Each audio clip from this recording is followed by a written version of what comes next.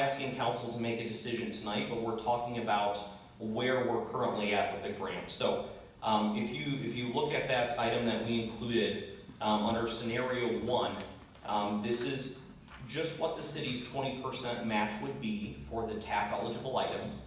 So, that includes the main stretch of Broad Street, it includes the bike lanes, some of the restriping that needs to be done. And so the 20% city match for TAP eligible items only would come in at about $114,000.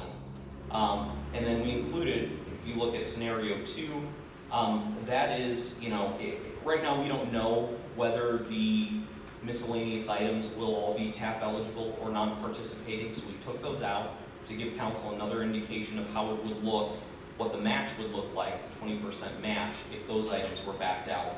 And then what we did, the add-ons, those are the non-participating items. So it means they are not eligible for TAP funding under this grant.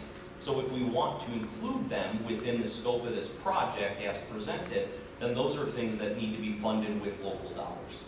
And so you can see there the kind of range of options. Now, I will say, looking ahead, again, we are going to get some clarification. There's an individual that works for MDOT that is on vacation until the 11th. Correct. And when he gets back, we should have a good idea whether those miscellaneous are going to be TAP eligible.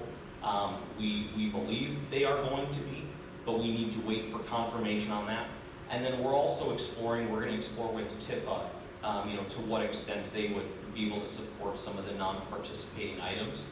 And so what we're doing here tonight is just presenting kind of the updated scenarios and where we're at, and then looking ahead, once we get that, the last parts of the information we need, we would anticipate coming back to council at our next meeting on the 18th, because MDOT needs this council to reaffirm its support for the project and decide if we are going to fund and include those non-participating items. So that's where council will have an opportunity to make a decision on whether we want to do just the base TAP eligible stuff or the non-participating as well. And again, we should know by then for sure whether the miscellaneous will be eligible, and also if TIFA is willing to make a contribution. So we will have updated numbers as well for next week's meeting, but this is what we have in the meantime based on conversations with MDOT. This is where things